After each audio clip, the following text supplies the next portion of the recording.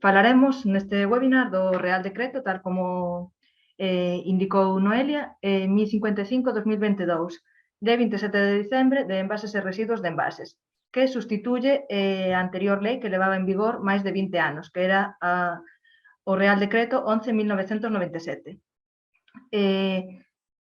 Esta lei entrou fai moi pouco tempo, fai un mes e medio, entón todavía hai moitos aspectos que non se sabe moi ben como se implementarán. Tamén indicar que, faremos neste webinar, indicaremos os aspectos máis importantes da lei, pero, aínda así, recomendo que consultedes o boletín, que está o enlace posto nas diapositivas, por se hai algún aspecto que pudera afectar e non se tratara neste webinar. En primeiro lugar, gustaríame indicar o porqué desta nova lei. A nosa economía é lineal, a economía tradicional. Isto que quere dicir? Que collemos uns recursos do medio ambiente, unhas materias primas, coas que fabricamos os produtos e despois estes produtos depositámolos como un residuo. Entón, este modelo de coller, usar e tirar non é sostible ao largo do tempo. Por qué? Porque os recursos son limitados e estamos xerando unha cantidade inmensa de residuos que van ter as súas consecuencias. Por eso, propónse o paso a unha economía circular, donde por accións como a reciclaxe, reutilización ou reparación, estes residuos que estamos xerando volven a estar nese ciclo, teñen unha segunda ou terceira vida e empréganse estes residuos como recursos. Polo tanto, estaríamos falando desa economía circular no que o modelo de produción sería un modelo de produción sostible, que é o que nos interesaría, porque ao final estaríamos limitando ese problema de que os recursos son finitos e esa gran xeneración de residuos que teríamos que tratar. Ese é o porqué deste nova lei. Entón, esta nova lei regula o marco xurídico para contribuir á transición con unha economía circular e contribuir aos obxectivos da Unión Europea. Como? Establecendo esas medidas para previr a produción de residuos en envases. Que medidas son estas? Pois reducción da produción de residuos de envases, a reutilización de envases, o reciclado de residuos de envases ou a valorización dos residuos de envases. E o ámbito de aplicación sería a todos os envases e os residuos de envases xerados no territorio español, independentemente de que se usa, de onde se produzan, sexa na industria, comercio, oficinas, e do material do que estén compostos. En primeiro lugar, sería importante definir que é un envase. Pois sería un produto fabricado con materiais de calquera natureza que se empreguen para conter, protexer, manipular, distribuir e presentar mercancías, desde materias primas máis artigos fabricados en calquera fase da cadena de fabricación, distribución e consumo. Hai distintas tipoloxías de envases, os envases domésticos, comerciais, industriais e de servicio. Tamén podemos distinguir entre envases reutilizables, compostos, están compostos por máis dun material, ou superfluos, que serían aqueles nos que o volumen ou o peso é moito maior con respecto aos envases de referencia. É importante aquí distinguir entre que é un envase primario, secundario e terciario. Para explicarlo, vou por un exemplo. Por exemplo, se temos unha botella de auga, o envase primario sería esa botella de auga. O envase secundario sería, se esas botellas están nun pack, o envase secundario sería o film, o que recubriría e uniría a todas esas botellas, o pack. Ou se son unhas anillas e outra bebida, unha lata. E o envase terciario serían, por exemplo, as bolsas ou caixas nas que se transportan esas botellas de auga, ese pack.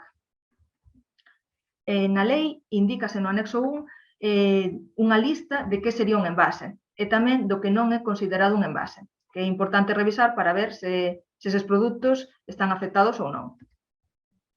Estas son unhas definicións que aparecen no artigo 2 e que é importante ter en conta porque en función do axente económico que sexamos, vanos afectar uns requisitos, unhas obrigas ou outras. Entón, quedan aquí, tamén podedes revisalas na lei, é importante telas moi claras. Tamén quería comentar que é un residuo, que calquera sustancia ou obxecto que o seu posuidor desbote ou teña intención ou obriga de desbotar. Desta definición, derívase a definición de residuo de envase. Entón, tendo a xerarquía de residuos indícanos cal é a orde de preferencia e que se debe facer para disminuir ou xestionar estes residuos. A opción máis favorable sería a prevención. Que quere dicir isto? Pois se non xeramos o residuo é o mellor, xa non o temos que xestionar. Seguidamente sería a reutilización, é dicir, darlle unha segunda vida a ese envase, pero que cumpra a mesma función. Despois, a seguinte opción sería o reciclado, pois separar esas materias, reciclalas e poder obter outro produto, por exemplo. E as opcións menos favorables serían a valorización e, por último, a eliminación, que é o que máis se está facendo agora mesmo. Entón, por eso, quérese promover tanto a prevención como a reutilización, sobre todo, esta lei. En canto á prevención, os obxectivos de prevención son os que se mostran na seguinte tabla, que sería a reducción do peso dos envases, tomando como ano de referencia 2010, reducir un 13% no ano 2025 e un 15% no ano 2030. Tamén que os envases sexan reciclables no 2030, o 100% dos envases, e sempre que sexa posible tamén reutilizables. Tamén reducir o número de botellas para bebidas de plástico dun só uso nun 20% de cara a 2030, tomando como referencia o 2022. E tamén se plantexan na norma unhas medidas de prevención para os distintos canales. Para o canal Oreca sería ofrecer a posibilidade de consumo de auga non envasada de maneira gratuita, para os promotores de eventos festivos, culturais ou deportivos, implantar alternativas á venda de bebidas en envases dun só uso ou garantir o acceso de auga potable non envasada. Para os comercios por miúdo de alimentación, terán que presentar a granel froitas e verduras frescas que se comercializan enteiras. Isto non será aplicable en lotes de máis de 1 kilogramo ou en variedades protegidas registradas de calidade diferenciada ou agricultura ecolóxica, así como aquelas froitas e verduras que sexan susceptibles de risco, deterioro ou merma, que se elaborará unha lista no prazo de 6 meses e os comercios terán 6 meses para adaptarse. Tamén se fomentará a venta granal de alimentos cando o envase non aporte valor engadido ao produto. E os comercios de máis de 400 metros cuadrados destinarán o 20% da área de ventas a produtos en embalaxe primaria, isto é, a granel ou con envases reutilizables. E tamén os comercios dunha superficie maior de 300 metros cuadrados, a partir de 1 de xaneiro de 2023, terán que informar aos clientes dos impactos ambientais ou obrigas de xestión dos residuos dos envases que adquiran. En canto aos obxectivos de reutilización, móstranse na seguinte táboa. Por exemplo, para a canle Oreca, para as bebidas refrescantes, de cara a 2025 sería lograr un 60%, de cara a 2030 70% e 2035 80%. As medidas que se propoñen para os comercios por un miúdo de alimentación son que os comercios que vendan a granel alimentos e bebidas deberán aceptar o uso de recipientes reutilizables. Poden os clientes levar eses recipientes reutilizables e para os comercios de máis de 300 metros cuadrados, os comercios terán que dispoñer de envases reutilizables para que o consumidor poida acceder a eles.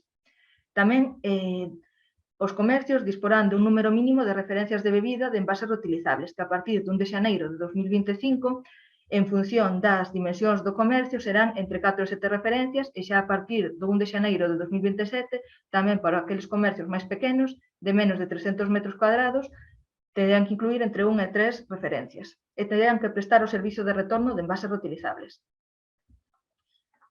En canto a estas medidas, tamén as administracións públicas teñen unha serie de obrigas que cumprir, que non nos pararemos nelas, pero que sepades que tamén están afectadas. En canto ao reciclado e valorización, existen tamén os obxectivos de reciclado que afectarán aos produtores de produto. Os tres obxectivos de reciclado empezan por ano 2025 e ano 2030, pero xa antes se especifican os valores que se deben ir cumprindo, e son para o total de envases, un 65% no 2025 e un 70% no 2030, non estarían incluídos os envases de medicamentos que fan como unha parte, as porcentaxes son menores, e tamén os diferencian por tipos de materiais, plástico, madeira, metais ferrosos, aluminio, vidro, papel e cartón, que serían as fraccións que habería que separar, que recollerían separadamente. As medidas para a promoción do reciclado que afectan principalmente o produtor do produto sería que estes produtores tratarán de que os envases de plástico non fabricado con plástico un pouco compostables que poñan no mercado teñan uns mínimos de contidos de plástico reciclado. No 2025, para os envases de PET, este mínimo será dun 25% de PET reciclado e para os envases de plástico que non sexan de PET será un mínimo dun 20% de plástico reciclado. E o mismo aplica para as botellas de bebidas de plástico. Tamén afecta en función das diferentes tipoloxías de envases estes porcentaxes, pero no caso de que se comprometeran as funcións esenciais do envase, incorporarase a cantidade máxima posible de plástico reciclado. E a cantidade de plástico reciclada contida nestes produtos deberá ser certificada mediante unha entidade acreditada e deberá estar acreditada, que isto tamén é importante. Se non ten o certificado, non nos podemos fiar do plástico reciclado que ten. Tamén haberá unhas obrigas de marcado e información. A partir de xaneiro de 2025, será obrigatorio para os envases reutilizables que teñan unha indicación de que este envase é reutilizable e tamén o símbolo asociado ao sistema de depósito, devolución e retorno. Para os envases domésticos, deberá estar indicado a fracción ou contenedor onde se debe depositar estes residuos de envases. E para os envases compostables, terán que informar de que da lei terán que informar segundo ao que están certificados, segundo a norma que están certificados, que pode ser unha UNE ou outra certificación semellante, pero deben de estar certificados. E tamén para os vasos de plástico dun só uso, para bebidas, deberán indicar que son dun só uso. Este marcado será visible e facilmente lexible, persistente e durable. Será voluntario que se indique o material do que está composto o envase, o contido de material reciclado, o símbolo acreditativo de pertenza a un sistema de responsabilidade ampliada de produtor. Estará prohibido usar palabras como respetuoso co medio ambiente ou equivalentes que poidan inducir o abandono no entorno destes envases.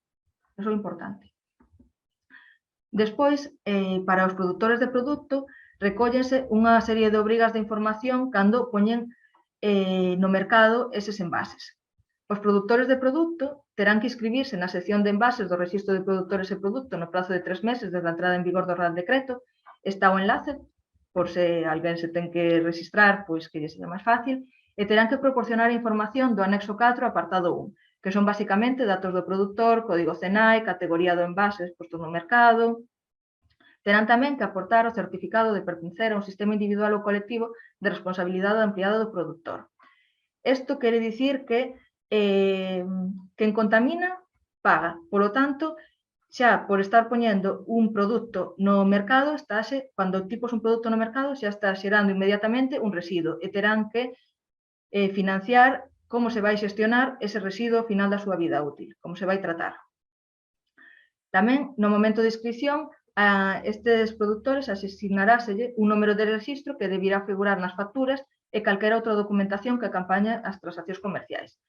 E deberán recompilar a información do anexo 4 apartado 2 sobre os envases que poñen no mercado, que son as cantidades en peso por tipo de materiais, número de unidades, categoría de envases, e deberán remitir esta información anualmente ao Ministerio para a Transición Ecolóxica e Reto Demográfico para que poida facer os cálculos de se están cumprindo estes obxectivos ou non, e o primeiro ano de reporte será o 2021, e con carácter retroactivo.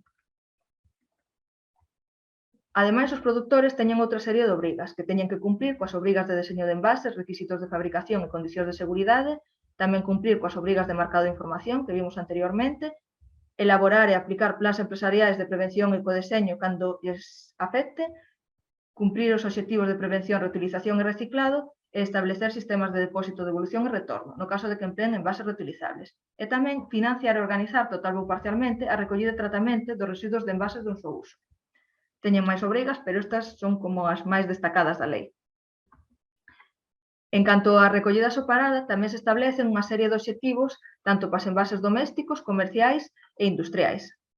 Estes obxectivos afectan, como dicíamos, ao produtor principalmente, pero en definitiva afectanos a todos, porque nós como consumidores temos que contribuir a que se falla unha recollida separada para poder lograr eses obxectivos. Entón tamén temos unhas obrigas de separar os nosos residuos nos contenedores que sexa de aplicación.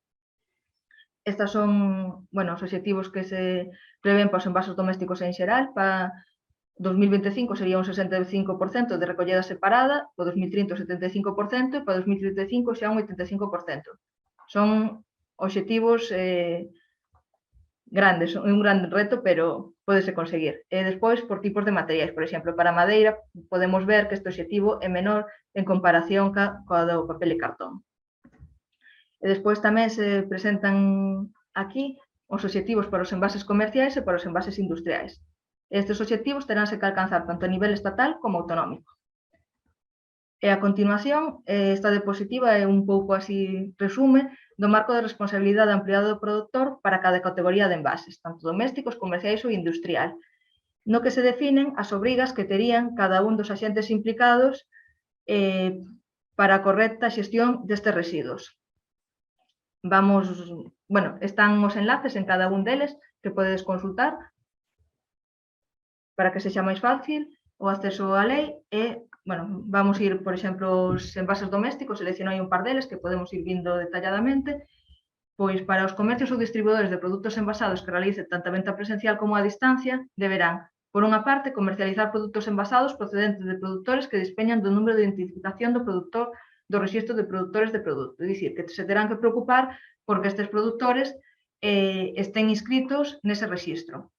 Terán, ademais, que participar nos sistemas de depósito, devolución e retorno que se establezan para os envases dun só uso. É dicir, terán que contribuir á recollida deses envases segundo establezcan os sistemas de responsabilidade ampliada do produtor e nas condicións que lle establezan, pois se lle din que teñen que estar de determinada maneira, limpos de determinada maneira ou de determinadas circunstancias, teñen que cumplilo. Tamén teñen que colaborar na recollida separada de determinados residuos de envases, cando así o prevea o sistema de xestión organizado por o produtor. Se o produtor che deixa unhas caixas, uns plásticos, ti che pide que os separes de determinada forma, teslle que devolver desa maneira. Despois terán que separar por materiais os residuos de envases que queden na súa posesión tras o consumo dos produtos e entregalos aos xestores autorizados ou no seu caso a entidade local, e deberán tamén proporcionar información aos sistemas individuais ou colectivos acerca dos produtos envasados pertencentes a estes sistemas, para que despois se poida comprobar que realmente se están cumprindo cos obxectivos que se propoñen na lei. En canto ás obrigas dos consumidores, que tamén teñen obrigas, pois os consumidores de produtos envasados deberán retornar aos comerciantes e distribuidores os residuos de envases suxeitos aos sistemas de depósito, devolución e retorno, nas condicións de conservación e limpieza definidos polos sistemas de responsabilidade ampliada do produtor. É dicir, cando adquiramos un produto reutilizable, teremos que devolvelo nas condicións que nos establezan. Os consumidores tamén deberán separar por materiais os residuos de envases non suxeitos ao sistema de depósito, é dicir, en función da fracción a que deben tirarse, deberemos separar estas fraccións e tiralo ao contenedor adecuado ou leválo ao punto limpo, se necesario. No caso de envases fabricados por diferentes materiais, se estes se poden separar, deberán separarse, senón haberá que depositalas na fracción ou contenedor correspondente, que irá indicado a partir do 2025. E no caso dos residuos de envases domésticos xerados no canal Oreca, os posuidores finais estarán obrigados a levar a cabo unha separación por materiais e a súa entrega conforme ao que se estableza na ordenanza das entidades locais. A continuación están as mesmas non, as obrigas que lle corresponden aos distribuidores de produtos de envases comerciais e industriais, pero, son semellantes. Entón, con isto, terminaría esta parte da presentación. Moi ben, Mar López, unha das persoas expertas do IGAPE responde. Grazas por este avance. Recordarlles que vostedes van recibir por correo electrónico a presentación que empregou Mar para que teñan e vexan con máis calma toda esa información que nos ofrece. Agora queremos falarlles das axudas que o Instituto Galego de Promoción Económica IGAPE ofrece, que está aberto aínda o prazo para pedilas ata finais deste mes de febreiro para impulsar a economía circular nos seus negocios. Para falar destas axudas temos con nós a Eladio Otero, que é subdirector de Desenvolvemento de Negocio do IGAPE. Eladio, boas tardes. Hola, boa tarde. Boa tarde a todos. Nesta primeira parte do webinar acabamos de ver un Real Decreto que establece unha serie de obrigas. En principio, o futuro vai un pouco nese sentido, van ir xurdindo distintas obrigas para facer unha sociedade máis sostible. Eses van ser os dous piares un pouco que esperamos que vayan guiar a acción do IGAPE nos próximos anos, a digitalización e a sostibilidade. Entón, nese sentido, unha vez establecidas as obrigas, dende o IGAPE a nosa preocupación é dar ferramentas e poder apoiar as empresas para facilitarlles a implementación de accións para adaptarse a este contexto e cumprir as obrigas. Pero, máis alá diso, tamén coa convocatoria destas axudas que imos comentar agora,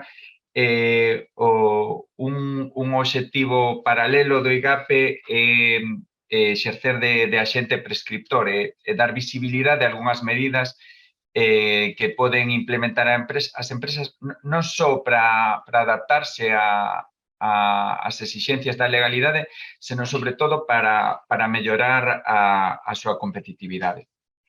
Entón, empezando, a convocatoria de axudas que imos comentar agora son as axudas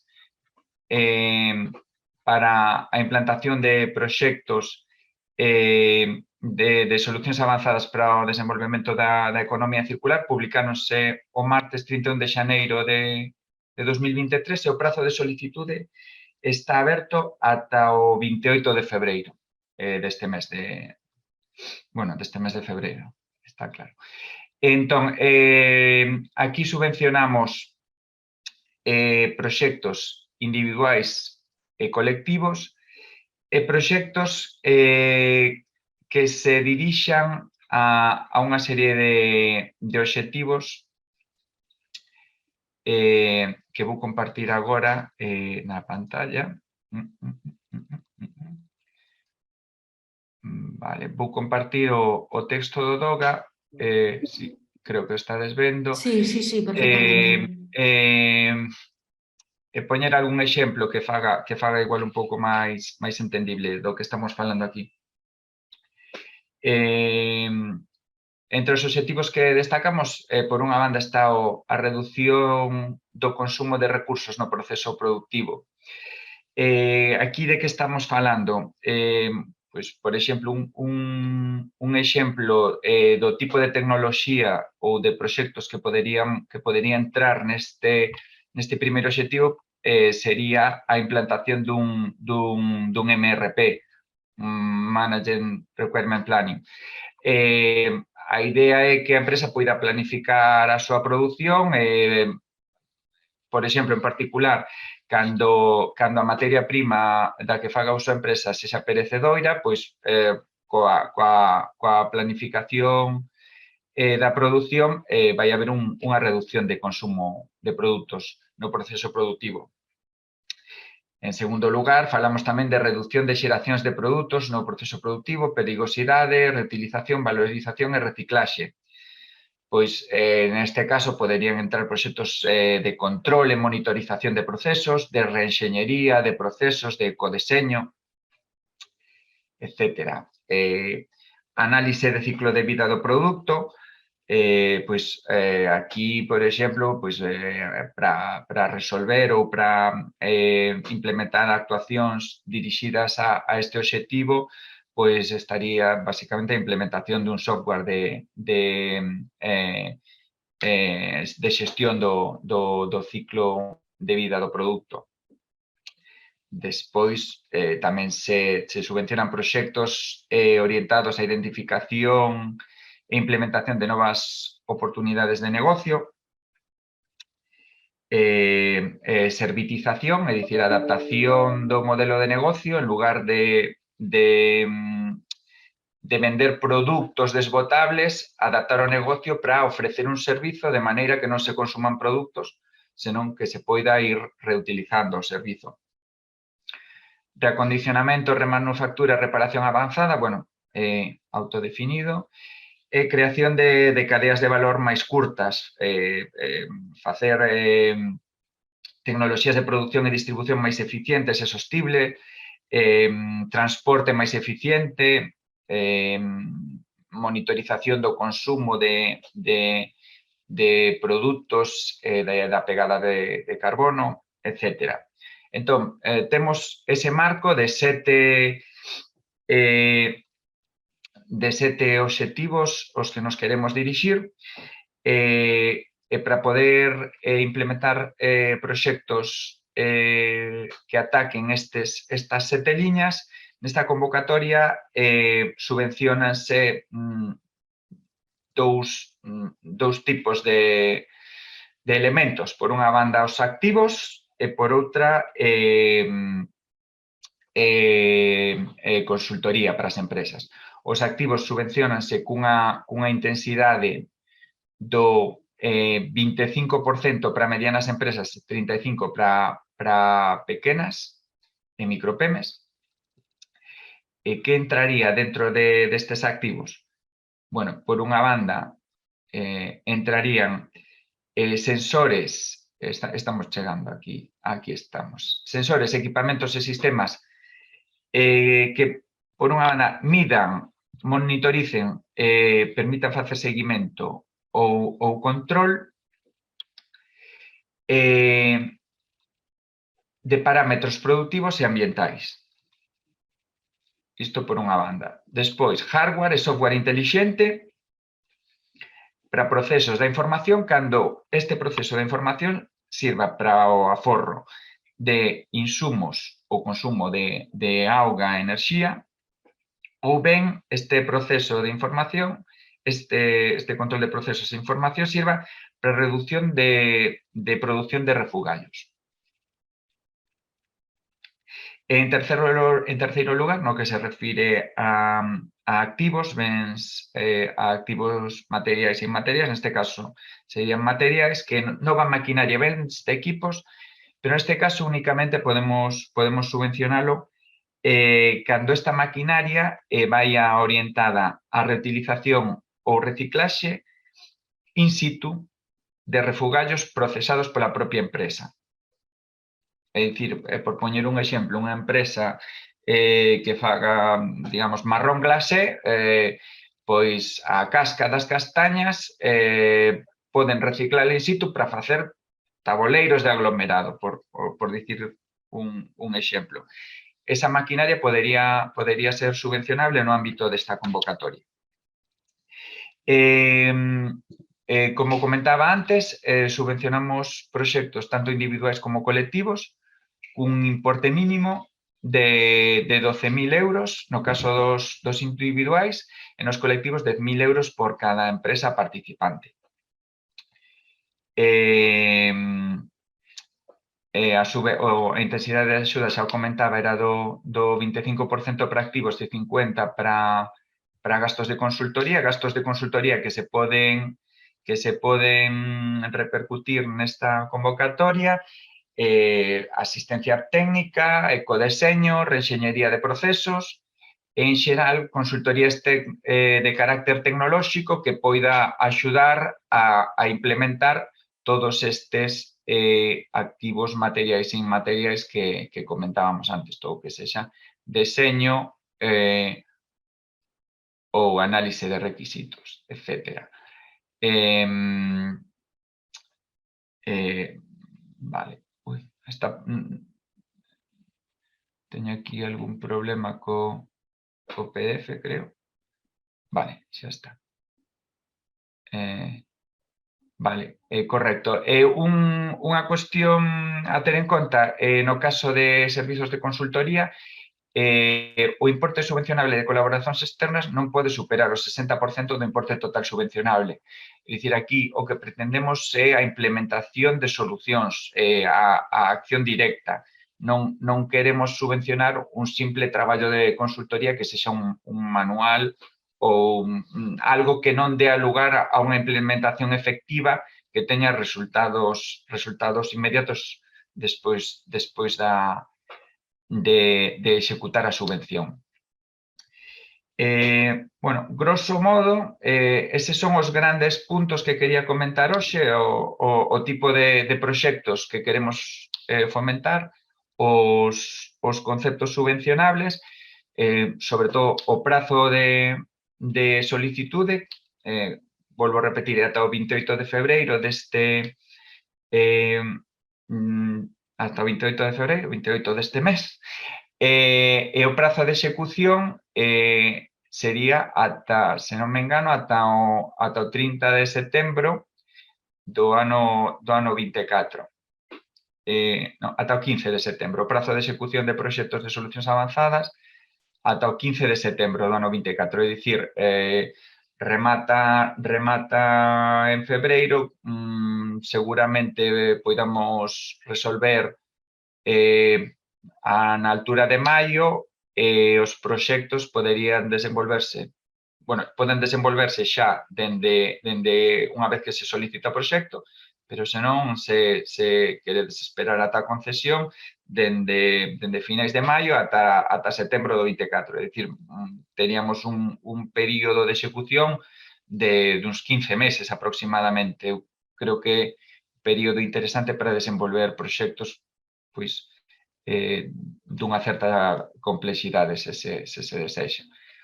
O presuposto que temos é dun millón e medio de euros.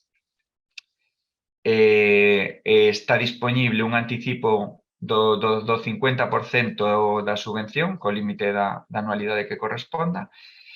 Bueno, para non pasarme moito do tempo e podermos agora atender a unha empresa que ven contar as súas experiencias na implementación de solucións de economía circular, simplemente comentarvos que se tedes calquera dúbida xa un pouco máis técnico ou sobre calquera cuestión da convocatoria máis específica, máis alá digamos, do contido xenérico, podedes enviar un correo a informa@igape.es, dende Informa xa non lo pasan a nós e respondemos vos a calquera dúbida que vos poidan xurrir. E xa sen máis, devolvolle a palabra a Noelia para que dea paso o caso de éxito.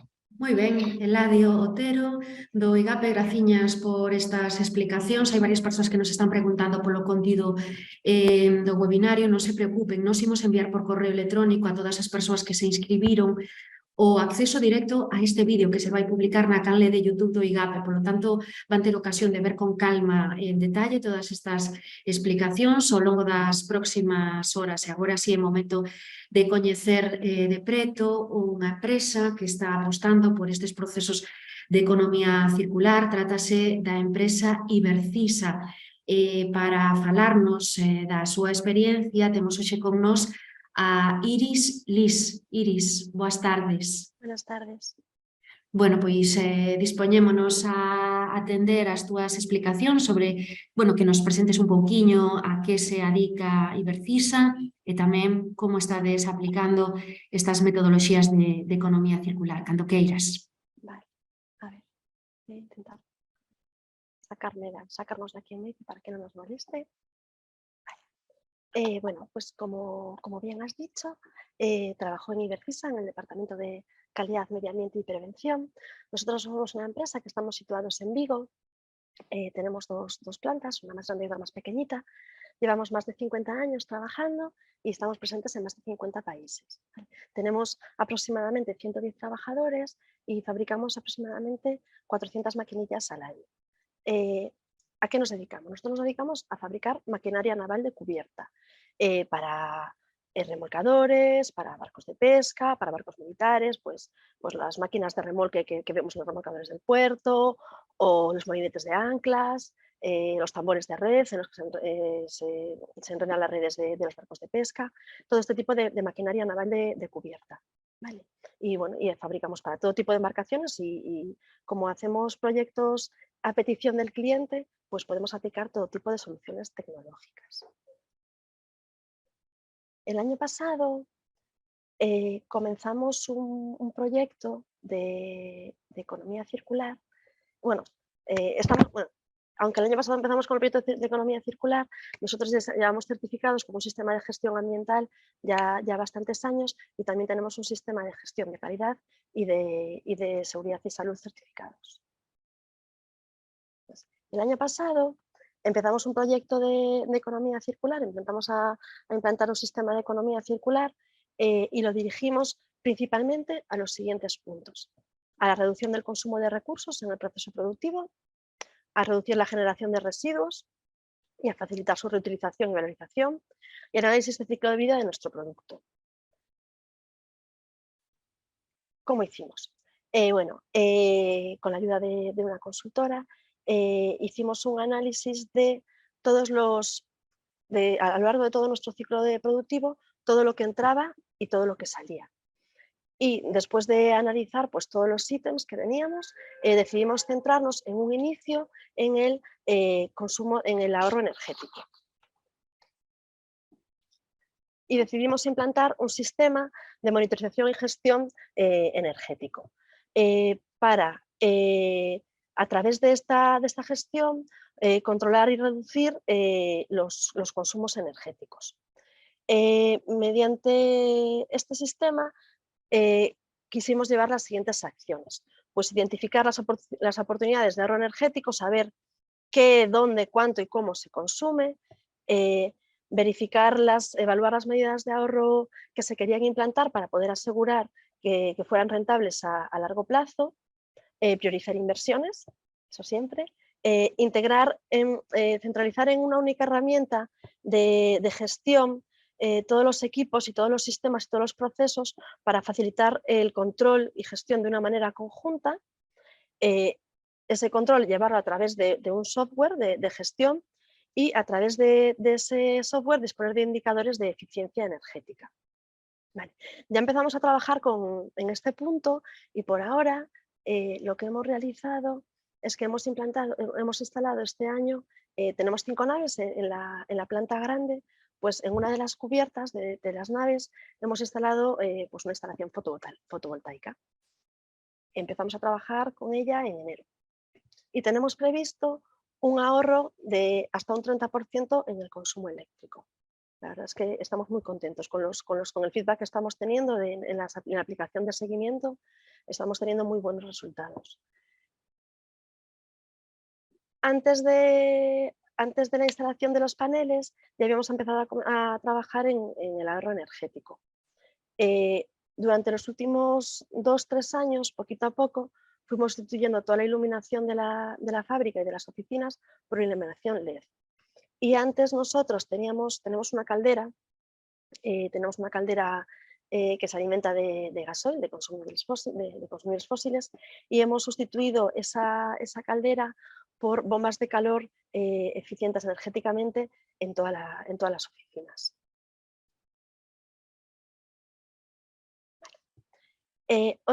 Como también nos importa mucho el consumo energético de nuestras máquinas cuando están instaladas ya en los barcos de nuestros clientes, hemos desarrollado un sistema para que puedan aprovechar la energía que se genera durante el funcionamiento de las máquinas. Porque bueno, las máquinas cuando están tirando consumen energía, pero cuando están largando generan energía y esa energía iba a saco roto.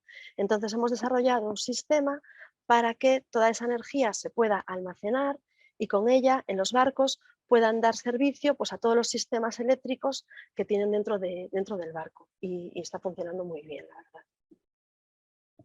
Luego, otra de las cosas que queremos conseguir que todavía tenemos en proceso porque estamos analizando ofertas, es el monitoreo de todos los consumos de manera individual, porque sí tenemos información del consumo general de toda la planta, pero necesitamos monitorear los principales puntos que pensamos de consumo energético para poder saber dónde actuar, porque si no se sabe, pues no se puede hacer nada.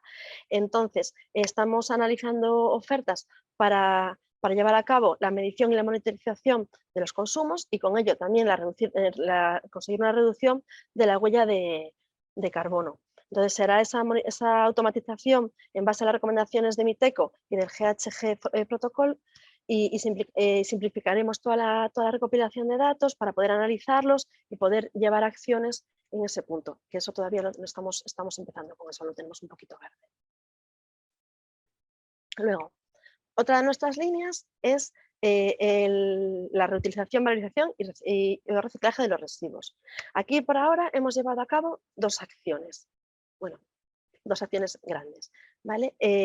Hemos adquirido una máquina de reciclaje para reciclaje de los disolventes usados, una máquina para filtrar el disolvente, de tal forma que bueno, pues el disolvente sucio después de la limpieza de las máquinas o de las pistolas o todo el disolvente sucio que se utilice lo podemos lavar y lo podemos volver a meter dentro del proceso productivo. Y hemos conseguido reducir, desde que instalamos la máquina hace 2 años, aproximadamente un 50% la compra y la generación, la compra de disolventes nuevos y la generación de disolventes usados. Otra de las medidas con las que empezamos a trabajar el año pasado, hace 2 ya, que ya estamos en 2023, fue la reutilización de los absorbentes contaminados. era uno de los absorbentes contaminados, los trapos que hay en casi todas las industrias, era uno de nuestros principales residuos peligrosos. Y lo que hemos hecho es que hemos contratado a una empresa que nos los recoge, los lava y nos los devuelve limpios. Entonces, hemos conseguido reducir aproximadamente un 60 o un 70% del residuo de absorbentes contaminados que se generaba. Y ahora, el siguiente paso que vamos a dar en esta línea es la instalación de un sistema para tratar los aceites de pruebas usados. Pues de una manera similar a lo de los disolventes, estamos en proceso de diseño, ya casi lo tenemos terminado, una central para filtrar todos los aceites que utilizamos durante las pruebas de nuestras máquinas, porque se van ensuciando al irlos utilizando al pasar de unas máquinas para otras, porque se reutilizan de unas máquinas a otras. Y entonces con esta central queremos limpiar ese aceite para no tener que gestionarlo como un residuo y poder alargar su vida dentro de nuestro proceso productivo. Y la tercera línea, que es el análisis del ciclo de vida de nuestros productos. Bueno, es cierto que nosotros fabricamos máquinas, es todo hierro prácticamente, el 99% de la máquina es hierro. Entonces, bueno, al final de su vida útil es fácilmente valorizable, pero sí que intentamos reducir la cantidad del residuo que se genera y entonces tenemos abierta una línea, un proyecto para reducir el peso de las máquinas. Siempre se pueden aligerar las máquinas. Entonces, bueno, tenemos abierta una línea de revisión de diseño de nuestros equipos para intentar aligerar ese peso e intentar aligerar esa cantidad de materia prima que se consume para fabricar las máquinas y de residuo que se genera al final de la vida útil de los equipos. Y nada más, pues esos estudios para aligerar nuestra máquina y nada más. Esto es las 3 líneas de actuación que tenemos abiertas ahora mismo en temas de economía circular en Ibercisa y el trabajo que estamos llevando a cabo. Moi ben, Iris, pois moitas grazas por achegarnos esas liñas de traballo que estades realizando en Ibercisa. Polo chat hai varias mensaxes que nos están dicindo moi interesante, moi boa, Iris.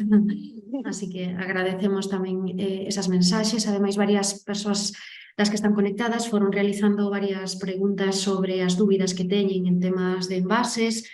As persoas expertas do IGAPE Responde foron dando resposta a través de Zoom. Temos tamén o subdirector de Desenvolvemento de Negocio do IGAPE respondendo a algunhas desas dúbidas que nos están chegando a través do chat. Recordamos que hai un correo electrónico ao que poden escribir informa@igape.es que o poñemos no chat, quedou aí un pouquiño arriba, volvémolo a escribir por se queren facer algunha consulta relacionada con estas axudas a impulso da economía circular que se poden solicitar ata o vindeiro día 28 de febreiro. Máis parabéns para Ibercisa, que nos siguen chegando a través do chat. Agora, Antonio Monteagudo e Mar López, dúas das persoas expertas do IGAPE Responde. Temos agora unha marxe de tempo pois para dar respostas ás dúbidas que nos chegan. Por exemplo, como comerciante debería preocuparme por comprobar que os meus provedores están rexistrados e cumpren co reglamento?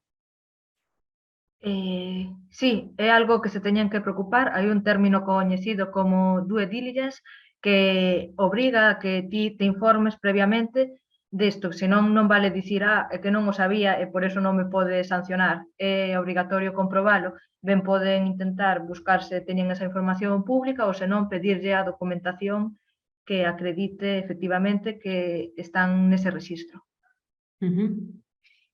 Cando vai ser obrigatorio ese marcado dos envases? Podo compartilo, estaba na presentación. Sí, déjame ponerlo aquí en grada. Un segundo. Recordarlles que vostedes van recibir no seu correo electrónico o contido das presentacións que hoxe estivemos amosando, bueno, a presentación de Mar López sobre ese Real Decreto e tamén o vídeo completo desta xornada. Estamos vendo xa Mar en pantalla. Sí, será a partir do 2 de xaneiro de 2025, pero bueno, é previsible que antes xa se vayan adaptando que poidan ir incluindo este marcado. Moi ben, pois seguimos aínda en tempo, por se quixeran facernos algunha outra pregunta. Boa parte delas xa se foron respondendo a través dese apartado de preguntas e respostas. Antonio, non sei se consideras oportuno que nos fagamos eco pois de algunha delas, quizáis en alto, para compartila co resto de espectadores. Perdona, Noelia, es que cortou. Sí, decía, sí, que xa contestamos polo apartado de preguntas e respostas a moitas Correcto. dúbidas. Non sei se crees ti que pode ser de interese algunha para compartir en alto, algunha reflexión que queiras aportar. Vale, que en xeral vai ser algo que afecte en gran medida a todos os produtores e comercializadores, porque en certa medida, hoxe en día, a logística obliga a parte do empaquetado de todos os produtos. Por exemplo, se os meus produtos os meto nun palé e os flexo, estou sendo un envasador, vale? En función da definición de envase, é moi genérica, moi ampla. Entón, debemos ter en conta que isto nos vai afectar en maior ou menor medida. Entón, o de sempre, hai un período sempre de transición no que debemos adaptarnos, pero non esperar ao último momento, vale? E ir facendo os deberes canto antes. Moi ben, pois que teñan iso presente. Ao longo das próximas horas publicaremos este vídeo na nosa canle de YouTube do IGAPE. A través do IGAPE Responde, vostedes poden recibir asesoramento en ámbitos variados, temas de finanzas, de negocio, de operacións. Convidámolos tamén a acceder á nosa página web responde.igape.es. Noutras cuestións, pois, a través do programa podemos ofrecerlles asesoramento. Tamén seguimos en marcha con este ciclo de xornadas. O martes 28 de febreiro imos falar de como podemos motivar o noso cadro de persoal. Se queren inscribirse poden facelo a través da nosa página web responde.igape.es. Queremos trasladar dende o IGAPE o noso agradecemento moi especial a Ibercisa, concretamente a Iris Lis, por participar con nós nesta xornada e compartir o teu tempo. Gracias a vosotros por invitarnos. Un placer contar con vos e varias mensaxes que nos siguen chegando polo interese da vosa liña de actuación, así que graciñas tamén. Agradecemos as persoas que siguen conectadas polo seu interese nesta temática. Tamén grazas a Mar López e Antonio Monteagudo, dúas das persoas expertas do IGAPE Responde. Antes de despedirnos, non sei se queredes facer algunha última apreciación ou algún comentario. Sí, hai unha pregunta que dice: é obrigatorio registrarse se o envase conta cun certificado que diga que é reciclable? Sí, non ten nada que ver. De feito, limitan a utilización de ese tipo de eslóganes de como é verde, fai con el o que queiras, porque pode incitar a, si é biodegradable, es verde, lo dejo en el monte porque non hace daño. Vale, entón esas cousas hai que ter, sí que é obrigatorio, vale? Si, onde podemos ver se xa estamos registrados? Pregunta ao usuario, no enlace da presentación hai un enlace ao registro, aí podes entrar e podes consultar, vale? Será un registro público. Intentaremos que lles chegue esta tarde, senón mañá terán toda esa información disponible nos seus correos electrónicos. Bueno, pois ata aquí chegamos por hoxe. Reiteramos o agradecemento ás persoas que siguen conectadas, tamén a Iris, a Antonio, a Mar Moitas gracias. E a Eladio. Graciñas por estar aquí con nós. Moi boas tardes a todos e a todas.